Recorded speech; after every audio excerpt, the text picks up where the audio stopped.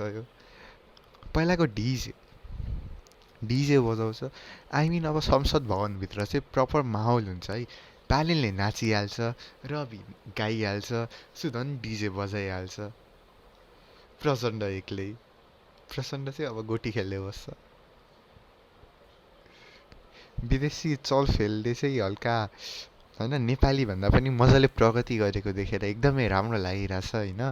अब हर्कजी चाहिँ के गर्नुहुन्छ थाहा भएन। हर्कजी चाहिँ हर्क हर्क हर्कजी चाहिँ अब हवलदार हुनुहुन्छ। आई मिन हर्के हवलदार।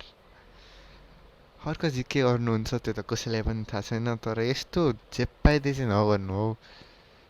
तपाईँले बाटो बनाउनु भयो होइन, थर्काउनु भयो, ठिक छ होइन, बनाउनु भयो, निकै प्रगति गर्नुभयो धरानमा।